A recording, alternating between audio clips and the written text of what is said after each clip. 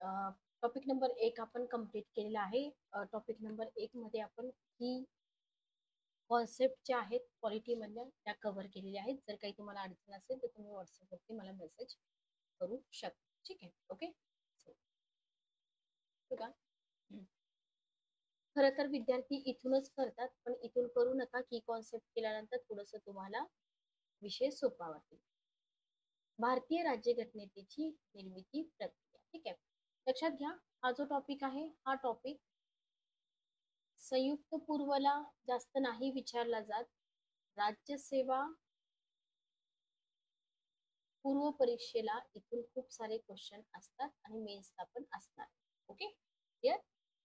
बघा, याच्यामध्ये आपल्याला काय शिकायचं आहे. याच्यामध्ये आपल्याला भारतीय संविधानाची ऐतिहासिक पार्श्वभूमी शिकायची आहे, ज्याच्यामध्ये भारत कौन्सिल कायदा 1909, भारत सरकार विषयक कायदा 1919, भारत सरकार विषयक कायदा 1935. ठीक आहे, 1909, 1919 आणि 1935. त्याच्यानंतर भारतीय राज्यघटनेची निर्मिती, घटना समिती आणि भारतीय राज्यघटनेची वैशिष्ट्ये. हा सगळा भाग सगळ्याच परीक्षांसाठी महत्वपूर्ण आहे. एवढा पाठ आपल्याला याच्यामध्ये शिकायचा आहे. आता इथं क्वेश्चन कसे येतात, काय विचारलं जातं, कोणता भाग आपल्याला रिवाइज जास्तीत जास्त वेळा करायचा आहे, हे मी तुम्हाला सगळं सांगते. पण इथं जे मी शिकवते ते प्री आणि मेन साठी शिकवते, एवढं मात्र लक्षात ठेवा. ठीक आहे.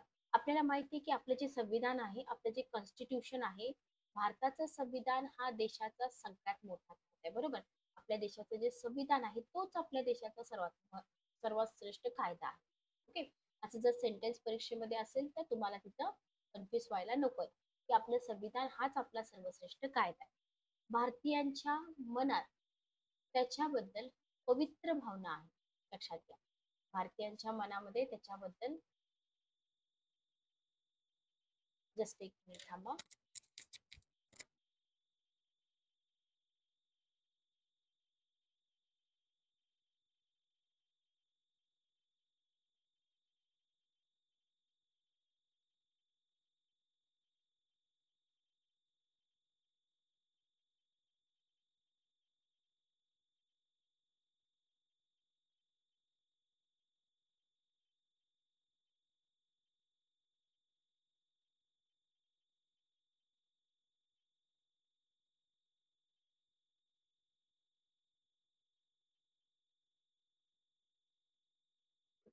तर भारतीयांच्या मनामध्ये आपल्या संविधानाबद्दल पवित्र भावना आहे.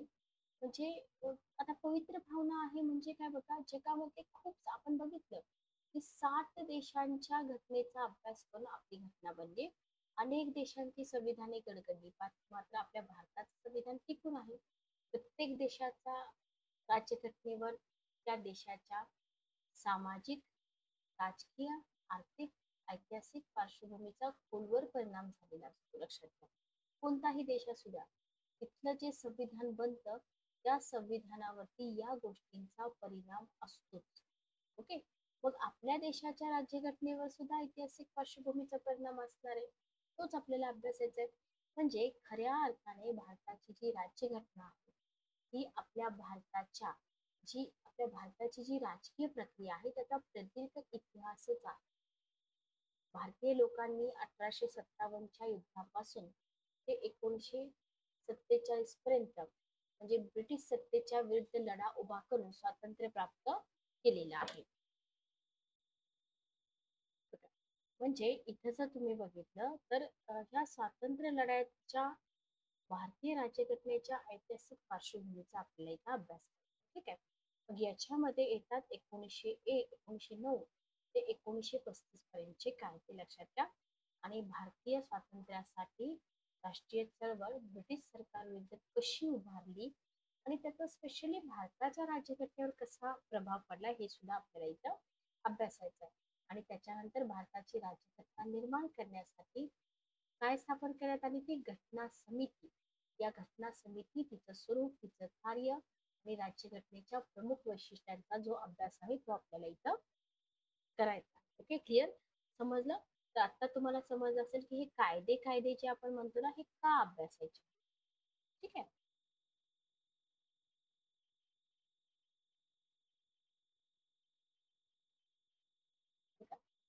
ऐतिहासिक पार्श्वभूमीमध्ये जर आपण बघितलं तर इथं तुम्हाला ब्रिटिश कालखंडामधले काही घडामोडी आहेत, ठळक घडामोडी आहेत, त्यांचा विचार करावा लागतो. का करावा लागतो? कारण का या ज्या ब्रिटिश कालखंडातल्या घडामोडी आहेत ना, याचा आपल्या भारताच्या राज्यघटनेवर प्रभाव पडतो.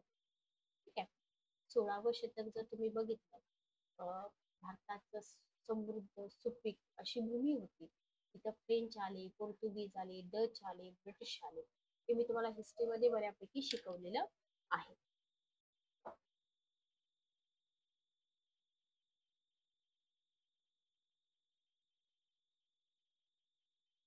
चला, आपण कुठपर्यंत आलो होतो बघा. तर आपण इथं भारतीय संविधानाची ऐतिहासिक पार्श्वभूमी बघत आहोत. त्याच्यामध्ये प्री प्लस मेन्स आपण घेतोय. तर 17व्या शतकामध्ये ब्रिटिश व्यापाऱ्यांना काय झालं होतं, इंग्लंडच्या राणीकडून भारतात व्यापार करण्याचा परवाना मिळाला होता. बरोबर आहे. म्हणजे इसवी सन 1600 मध्ये जर तुम्ही बघितलं तर इंग्लंडची राणी जी होती पहिली एलिझाबेथ आणि ब्रिटिश ईस्ट इंडिया कंपनीला हिंदुस्थानात व्यापाराची परवानगी दिली. ओके. आणि इसवी सन 1600 ते 1765 पर्यंत या कंपनीचं जे स्वरूप होतं आणि कार्य होतं कसं होतं, पूर्णपणे व्यापार. ओके. भारतामध्ये या कालखंडात मुघल सम्राट औरंगजेबाचे साम्राज्य कसं होतं, बळकट होतं. त्याच्यामुळे काय झालं, ब्रिटिशांना आपला जो व्याप आहे ना, व्यापारापुरताच मर्यादित ठेवणे इथं भाग पडलेले आपल्याला दिसून येते. तर भारतीय संविधानाच्या ऐतिहासिक पार्श्वभूमीमध्ये हे मुद्दे तुम्हाला लक्षात ठेवायचे आहेत. त्याच्यानंतर आपण बघतो ईस्ट इंडिया कंपनीची सत्ता. ओके. बघा, इसवी सन 1757 साली ईस्ट इंडिया कंपनीने काय केलं, प्लासीच्या लढाईमध्ये विजय मिळवला. ठीक आहे. आणि विजय मिळवून भारतामध्ये ब्रिटिश सत्तेचा पाया घातलेला आपल्याला दिसून येतो. मग जेव्हा कंपनीचा भारतातील गव्हर्नर रॉबर्ट क्लाइव्ह याने काय केलं होतं, हे सगळं मी तुम्हाला हिस्ट्रीमध्ये शिकवलंय. इंग्रजी सत्तेचा पाया घातला. त्याच्यानंतर 1765 पासून ब्रिटिशांनी व्यापाराबरोबर काय केलं, राजकारण केलं. सुरुवातीपासून राजकारण केलं का, नाही. ईस्ट इंडिया कंपनीने काय केलं, पंजाब, म्हैसूर, झाशी हे जे प्रदेश आहेत ना, हे प्रदेश जिंकून सत्ता स्थापन केली. ईस्ट इंडिया कंपनी ही व्यापारी कंपनी होती. तिने भारतात स्थापन केलेली जी राज्य होती ना, त्या राज्यावर नियंत्रण ठेवायचं. आता हे नियंत्रण कसं ठेवायचं, याच्यासाठी कायदा करण्याची आवश्यकता कुणाला वाटली, ब्रिटिश संसदेला वाटू लागली. ठीक आहे. हे जे तुम्ही कायदे कायदे शिकता ना, हे कायदे का आहेत, कशासाठी हे कायदे बनवले गेले, हे तुम्हाला माहित असलं पाहिजे. Okay, clear. मग इथं ही जी त्यांना आवश्यकता वाटू लागली होती, त्याच्यातून त्यांनी काय केलं, 1773 मध्ये ब्रिटिश पार्लमेंटने, बघा हे कन्फ्यूज होतं, तुम्ही व्यवस्थित समजून घ्या. 1773 मध्ये ब्रिटिश पार्लमेंटने ईस्ट इंडिया कंपनीच्या कारभारावर नियंत्रण ठेवण्यासाठी रेग्युलेटिंग ऍक्ट किंवा नियामक कायदा केला. ओके. इथे लक्षात ठेवा कशासाठी केला होता, ब्रिटिश पार्लमेंटने रेग्युलेटिंग ऍक्ट, याला मराठीमध्ये नियामक कायदा म्हणतात, इंग्लिशमध्ये रेग्युलेटिंग ऍक्ट म्हणतात. कशासाठी केला होता, ईस्ट इंडिया कंपनीचा जो कारभार आहे ना, त्याच्यावरती नियंत्रण ठेवण्यासाठी. ठीक आहे. ओके. या कायद्यानुसार ब्रिटिश पार्लमेंटने काय केलं, कंपनीचा जो कारभार होता ना, त्या कारभारावरती काही बंधने घातली. ठीक आहे. मग हा जो रेग्युलेटिंग ऍक्ट होता ना, हे तुम्हाला सिंपल जे प्रश्न आहेत ना, की रेग्युलेटिंग ऍक्ट 1773 अनुसार बंगालचा गव्हर्नर हा कंपनीच्या ताब्यातील संपूर्ण प्रदेशाचा गव्हर्नर बनला. असे पॉईंट आता राज्यसभेला नाही विचारणार, कंबाईनला विचारले जाऊ शकतात. ठीक आहे. भारताचे सगळ्या प्रदेशाचे एकीकरण करण्यात आलं, हे लक्षात ठेवा. पुन्हा 1773च्या याच कायद्याने भारतासाठी एका सर्वोच्च न्यायालयाची स्थापना करण्यात आली. त्याच्यानंतर गव्हर्नर जनरलला मदत करण्यासाठी 4 प्रतिनिधींचे एक कार्यकारी मंडळ निर्माण करण्यात आलं. ईस्ट इंडिया कंपनीच्या अधिकारी आणि नोकरवर्गांकडून जो भ्रष्टाचार होत होता, त्याला प्रतिबंध घालण्याचं कार्य सुद्धा जे आहे ना, ते या कायद्याद्वारे सुरू झालेलं आपल्याला दिसून येतं. ठीक आहे. ओके. त्याच्यानंतर बघा, रेग्युलेटिंग ऍक्ट या कायद्यातील दोष दूर करण्यासाठी ब्रिटिश पार्लमेंटने इसवी सन 1784 मध्ये पीट्स इंडिया ऍक्ट नावाचा कायदा पास केला. म्हणजे ही जी टाइमलाईन आहे, 1773 रेग्युलेटिंग ऍक्ट किंवा नियामक कायदा, या कायद्यामध्ये जे काही दोष होते ते दूर करण्यासाठी त्यांनी काय केलं, 1784 मध्ये पीट्स इंडिया ऍक्ट आणला. ठीक आहे. मग पीट्स इंडिया ऍक्टने काय केलं, सर्वोच्च न्यायालय जे 73च्या कायद्यानुसार स्थापन करण्यात आलं होतं, त्याचं कार्यक्षेत्र अधिक व्यापक केलं. ठीक आहे. ओके. रेग्युलेटिंग ऍक्ट मधील तरतुदीनुसार ईस्ट इंडिया कंपनीच्या कारभाराची दर 20 वर्षांनी फेर तपासणी. इथे हे 20 वर्ष जे आहे ते 20 वर्ष तुम्ही व्यवस्थित लक्षात ठेवा. म्हणजे 1773चा कायदा तुम्ही अभ्यासला तर तुम्हाला पिट्स इंडिया ऍक्ट समजणार आहे, अदरवाईज समजणार नाही. ओके. ईस्ट इंडिया कंपनीच्या राज्यकारभाराचा शेवट. बघा इथं जर आपण बघितलं तर लॉर्ड, एकच मिनिट थांबा.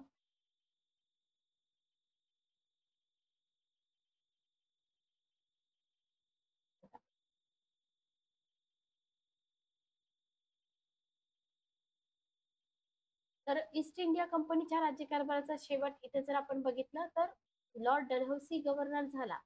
त्याने काय केलं, त्याच्या आधिपत्याखालची अनेक संस्थांनी खालसा केली. 1857 मध्ये भारतामध्ये अर्ध्यापेक्षा जास्त भागावर ब्रिटिशांची सत्ता होती, बरोबर आहे.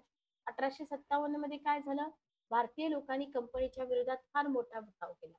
मग हा उठाव कंपनीनं मोडला, पण इंग्लंडमध्ये कंपनीच्या हातातून राज्यकारभार काढून घ्यायला चालना मिळाली, बरोबर. आणि इथं आपल्याला दिसून येतं भारताच्या राज्यकारभारात सुद्धा परिवर्तन घडून आलेलं आहे. आणि मग ब्रिटिश पार्लमेंटने 1858चा भारत शासन अधिनियम मंजूर केला. लक्षात आलं. इथपर्यंत आपण काय बघितलं तर व्यवस्थित लक्षात घ्या. 1858चा शासन अधिनियम मंजूर केला. मग ईस्ट इंडिया कंपनीकडून सत्ता काढून ती ब्रिटिश सरकारच्या नियंत्रणाखाली आणली आणि अशा रीतीने कंपनीच्या भारतातील राज्यकारभाराचा शेवट झाला.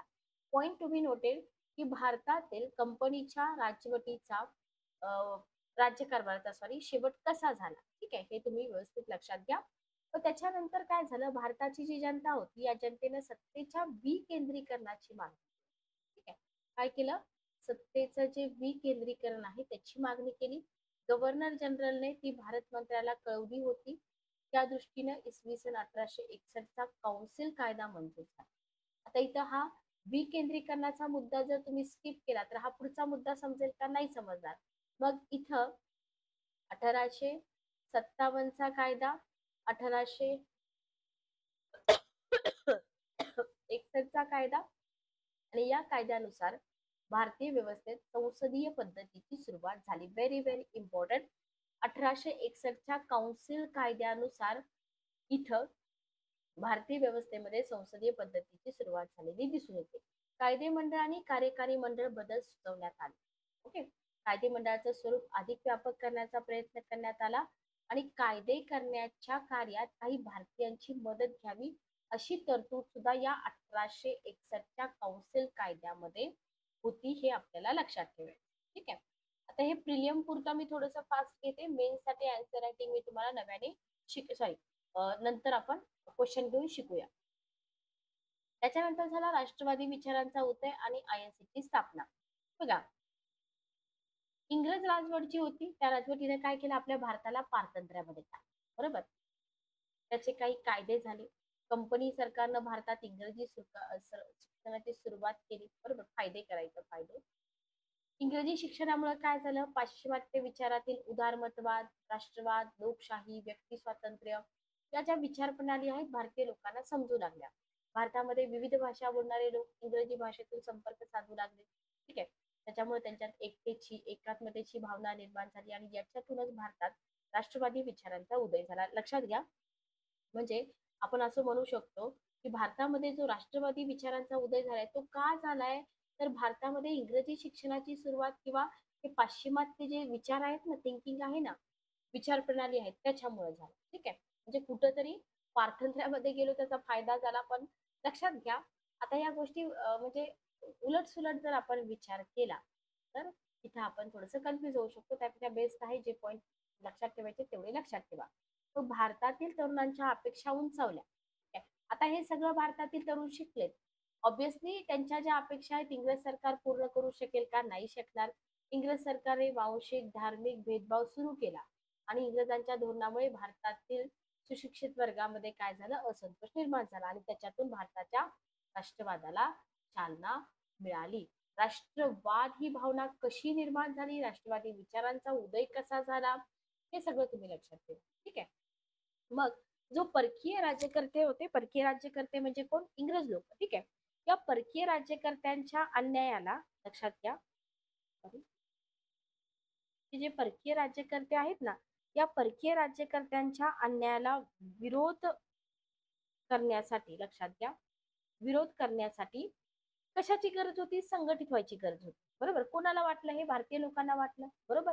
मग आता संघटित व्हायचं म्हणजे कुठलं तरी एखादं मोठं प्लॅटफॉर्म बनवलं पाहिजे. मग ॲलन ह्यूम आणि बेडनबर्ग हे जे ब्रिटिश अधिकारी होते यांच्यावरती ऑलरेडी क्वेश्चन विचारले. त्यांच्या पुढाकाराने काय झालं 1885 साली राष्ट्रीय सभेची म्हणजे राष्ट्रीय काँग्रेसची स्थापना झाली. क्लिअर? काँग्रेसमार्फत आवेदनपत्र, अर्ज, विनंतीपत्रे ब्रिटिशांना जाऊ लागली आणि ब्रिटिशांनी 1892 मध्ये काय केलं? कौन्सिल कायदा पास केला. दादाभाई नौरोजी असतील, न्यायमूर्ती रानडे साहेब आहेत, फिरोजशाह या हिस्ट्रीमध्ये आपण डीपमध्ये शिकूया. इथं फक्त आपण पार्श्वभूमी बघतोय राज्यघटनेची. ठीक आहे. गोखले साहेब असतील. हे काही भारतीय नेते इंग्रजांकडून न्यायाची आशा बाळगून होते. पण इंग्रज सरकारनं काय केलं? भारतीयांच्या ज्या लहान लहान मागण्या होत्या त्यांच्याकडे पण दुर्लक्ष केलं. ठीक आहे.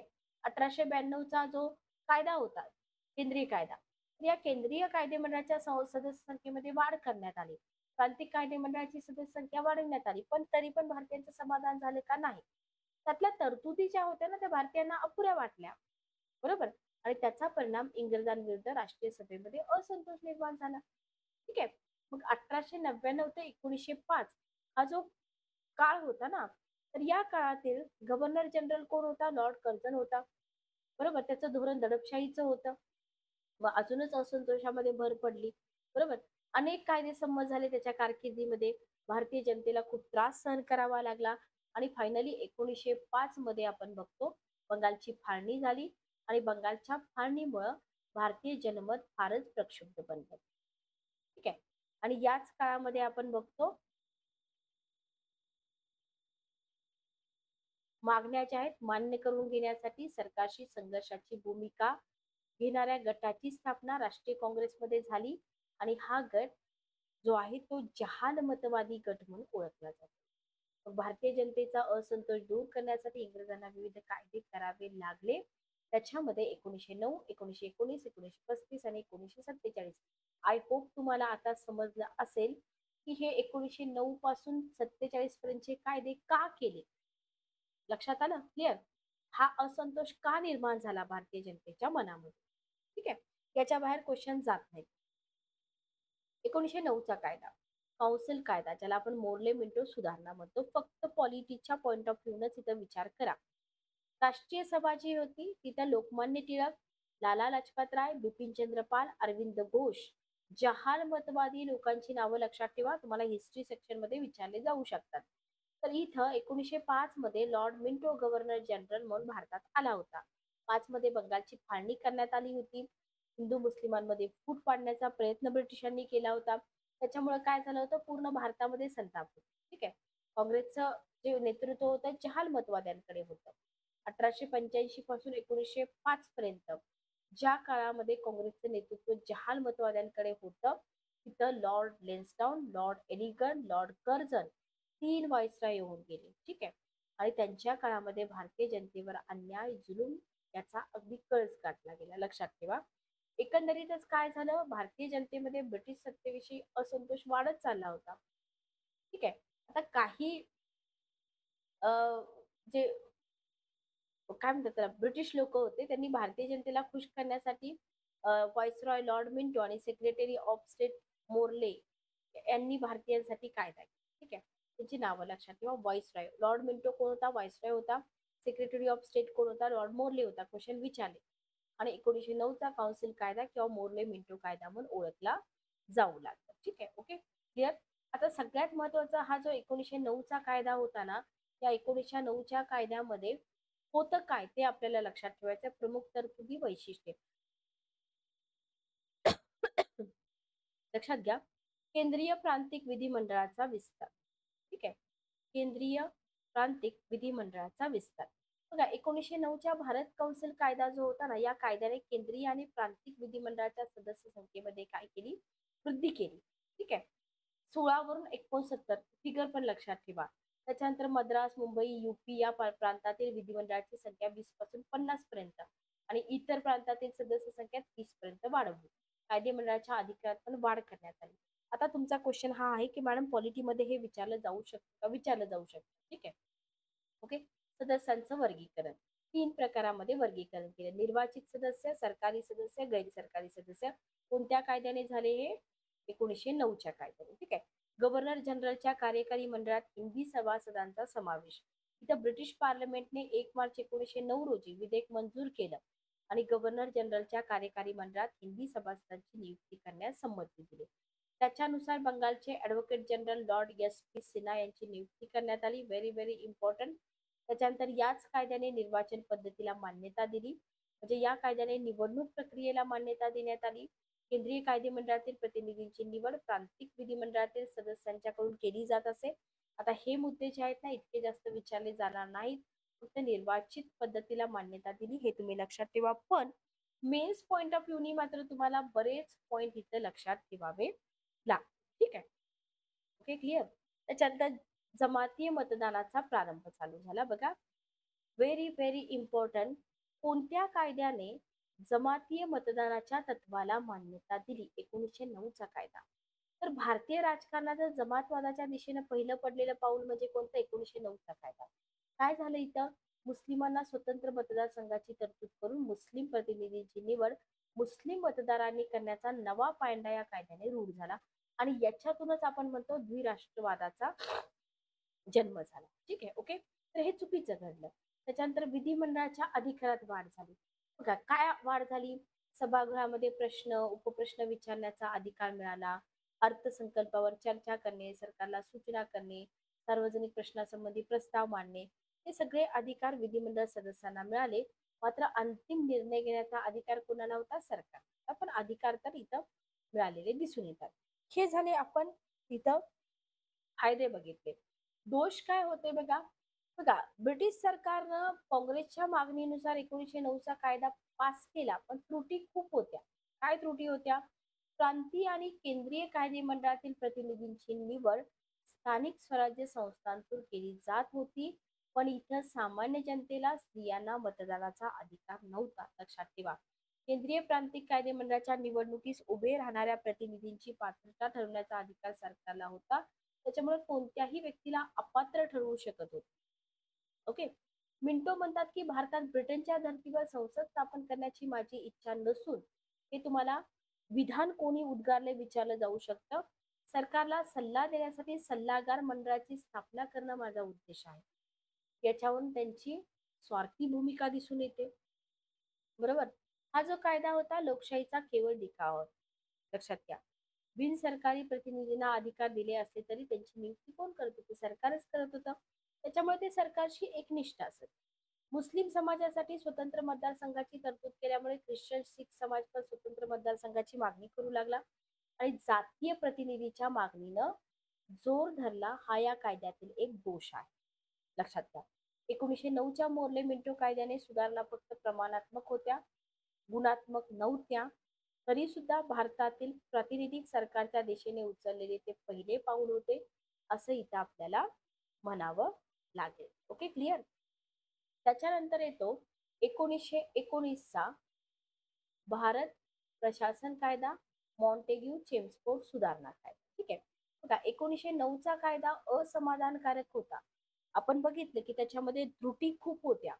लोकमान्य टिळक, श्रीमती ॲनी बेझंट यांनी 1916 मध्ये होम रूल चळवळ सुरू केली होती.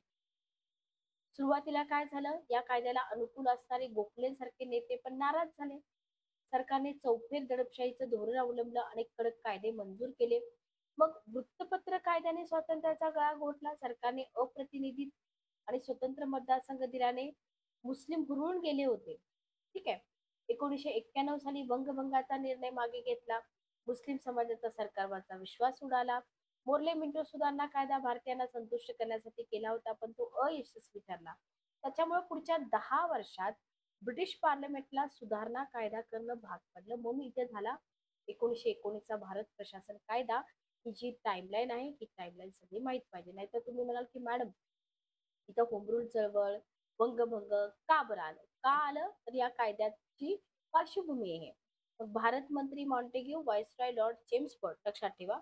भारतातील राजकीय परिस्थितीचं निरीक्षण केलं. त्यांनी एक अहवाल तयार केला आणि या अहवालाच्या आधारे भारत सरकारच्या प्रशासन कायद्यासंबंधीचं एक विधेयक तयार करण्यात आलं. ते इंग्लंडच्या पार्लमेंटमध्ये मांडण्यात आलं आणि 1919 मध्ये ब्रिटिश पार्लमेंटने त्याला मंजुरी दिली.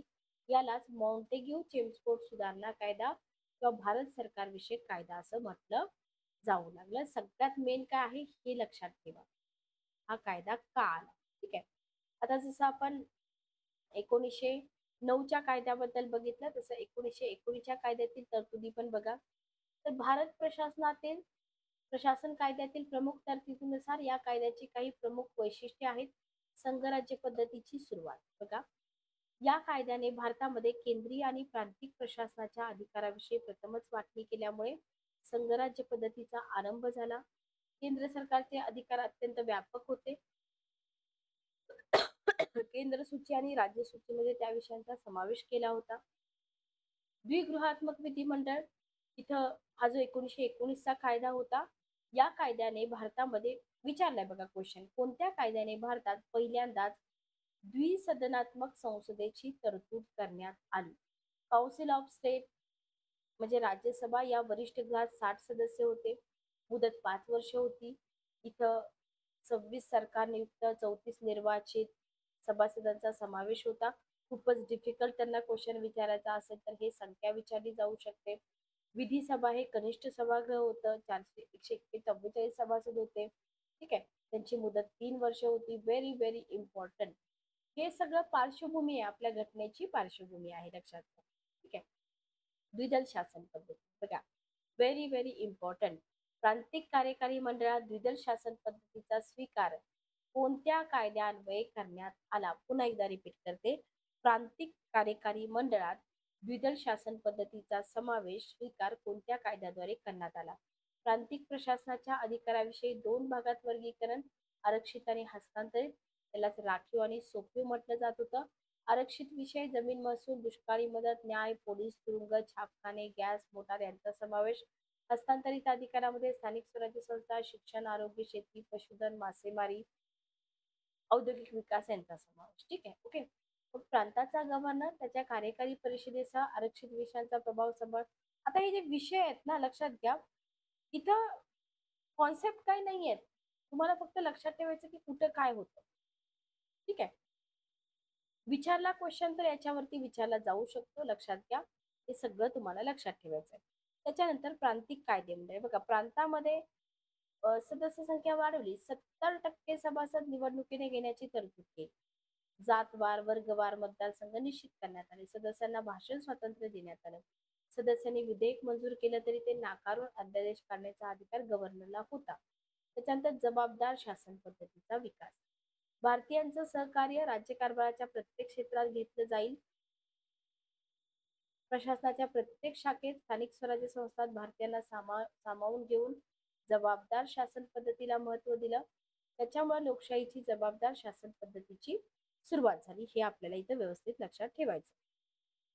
दोष काय होते बघा, सगळ्यात मोठा दोष काय होता? द्विदल शासन पद्धतीची सुरुवात. अधिकार विभागणी समाधानकारक होती का? नाही. खरीखुरी जबाबदारी मंत्र्यावर होती का? नाही. समन्वय होता का? नाही. गव्हर्नर स्वतः निर्णय घेत होता. ठीक आहे. गव्हर्नर जनरलला अमर्याद अधिकार प्राप्त झाले. त्याच्या परवानगीशिवाय कायद्यात रूपांतर होत नव्हतं. त्याच्यामुळे तो पक्षपाती धोरण स्वीकारू लागला. क्लिअर. त्याच्यानंतर बघा, कार्यकारी मंडळ कायदे मंडळाला जबाबदार नव्हतं. कायदे मंडळाने त्यांच्या विरुद्ध अविश्वास ठराव दर्शवला तरी राजीनामा द्यावा लागत नव्हता. हे सगळे काय आहेत? त्या ड्रॉबॅक आहेत, लक्षात घ्या. मग 1909चा जो कायदा आहे, या कायद्याने जबाबदार शासन पद्धती, निर्वाचित सदस्य संख्येमध्ये वाढ, केंद्रीय कायदे मंडळ द्विगृह, प्रांतामध्ये द्विदल राज्य पद्धती, गव्हर्नर जनरलच्या अधिकारावर मर्यादा, कायदे मंडळात विविध प्रश्नांवर चर्चा करण्याचा अधिकार, अनेक महत्वपूर्ण तरतुदी करण्यात आल्या असल्या तर खूप साऱ्या उणिवा तुम्हाला इथं 1919च्या कायद्यामध्ये दिसून येईल. ठीक आहे. Okay, clear. त्याच्यानंतर येतो आपला 1935चा भारत सरकार विषयक कायदा. लक्षात घ्या, 1935 भारत सरकार विषयक कायदा. इथं जर आपण बघितलं तर 1920 मध्ये गांधीजींच्या नेतृत्वाखाली चालू झाली होती असहकार चळवळ. ठीक आहे. टाइमलाईन बघा कशी आहे, मी तुम्हाला इथे व्यवस्थित समजावून सांगते. 1920 असहकार चळवळ. त्याच्या आधी जर तुम्ही बघितलं 1919च्या कायद्यानं काय झालं होतं, जबाबदार शासन पद्धती निर्माण करण्याचा प्रयत्न केला होता. त्याची प्रगती पाहण्यासाठी 1927 मध्ये सायमन कमिशन भारतात आलं होतं. याला लोकांनी विरोध केला. मग 1929 मध्ये लाहोर काँग्रेस अधिवेशन झालं. तिथे संपूर्ण स्वातंत्र्याचा ठराव काँग्रेसनं पास केला. 1930 ते 32 हा जो काळ होता, राऊंड टेबल कॉन्फरन्स झाल्या. 1930 मध्ये गांधीजींनी काय केलं, सविनय कायदेभंगाची चळवळ सुरू केली. असहकार, परकीय मालावर बहिष्कार, सरकारी कामावर बहिष्कार हे मार्ग होते गांधीजींचे. ठीक आहे. मग 1933 मध्ये काय झालं, ब्रिटिश सरकारने एक श्वेतपत्रिका प्रसिद्ध केली आणि संयुक्त संसदीय समितीमार्फत संपूर्ण प्रश्नाचा सखोल विचार करण्याचा निर्णय घेतला. आणि ही जी समिती होती, या समितीने सादर केलेल्या शिफारशीच्या आधारे एक विधेयक तयार करण्यात आलं. ते ब्रिटिश पार्लमेंट मांडण्यात आलं आणि 1935 मध्ये हे विधेयक संमत झालं आणि त्याचं कायद्यात रूपांतर. ठीक आहे. लक्षात घ्या, आता हे पॉइंट आहेत ना, या कायद्यामध्ये 321 कलम होती, 19 परिशिष्ट होती, 1 जुलै पासून कायदा लागू झाला. हे तुम्हाला आता विचारलं जाऊ शकतं. जे नवीन कंटेंट आहे, नवीन कंटेंट तुम्हाला विचारलं जाऊ शकतं. ठीक आहे. ओके. आता हा जो 1935 चा कायदा होता ना, या 35च्या कायद्यातील तरतुदी आणि वैशिष्ट्ये काय होती बघा. 1935 चा कायदा इथं संघराज्याची निर्मिती आणि प्रांतिक स्वायत्तता, व्हेरी व्हेरी इम्पॉर्टंट, संघराज्याची निर्मिती आणि प्रांतिक स्वायत्तता. बघा, 35चा कायदा जो होता, भारतासाठी ज्या संघराज्याची तरतूद केली होती त्यात सर्व प्रांत सक्तीने समाविष्ट केले होते. संस्थानांनी सामील व्हायचं का नाही त्यांच्या मर्जीवर सोडलं होतं. कायद्याची 8वी सूची, त्याच्यामध्ये केंद्र आणि प्रांत यांच्या अधिकारांची विभागणी होती केंद्र सूचीमध्ये. आता हे सगळं आहे की नाही, ही पार्श्वभूमीच आहे, लक्षात घ्या. 59 विषय होते, प्रांतिक सूचीमध्ये 54 विषय होते. तिसरी सूची सामायिक होती, त्यात 36 विषय होते. उर्वरित अधिकार किंवा शेषाधिकार गव्हर्नरकडे 35चा कायदा. ठीक आहे. ओके. प्रांतिक सूचीतील सगळे अधिकार विषय प्रांतिक मंडळाच्या अधीन केले होते. प्रांतांना स्वायत्तता देण्यात आली होती, हे आपल्याला इथे लक्षात ठेवायचं आहे. त्याच्यानंतर संघराज्याचा आकृतीबंध बघा. 1935चा जो कायदा आहे, त्या 1935च्या कायद्याने हिंदुस्थानामध्ये संघराज्य निर्माण होणार होते. बरोबर. गव्हर्नर जनरल हा राजाचा प्रतिनिधी म्हणून काम करणार होता. भारतामध्ये संघीय आणि प्रांतिक कायदे मंडळे निर्माण झाल्यामुळे ब्रिटिश संसदेवर काय होत्या, मर्यादा येणार होत्या. किंवा भारत मंत्री हा ब्रिटनच्या मंत्रिमंडळातील वरिष्ठ मंत्री असून तो संसदेचा सदस्य होता. आणि या भारत मंत्र्याच्या मदतीला 15 लोकांचं भारत मंत्रिमंडळ होतं. सल्ला देण्यासाठी सल्लागार मंडळ होतं 3 ते 6 लोकांचं. ठीक आहे. त्याची मुदत 5 वर्ष होती. एकंदरीत काय झालं होतं, या कायद्याने भारतीय संघराज्याचा आकृतीबंध तयार करण्यात आला होता आणि भारत मंत्र्याचे राज्यकारभारावर नियंत्रण ठेवलं होतं. ठीक आहे. Okay, clear. नेक्स्ट आपण पुढे जाऊया. नेक्स्ट बघा. ओके.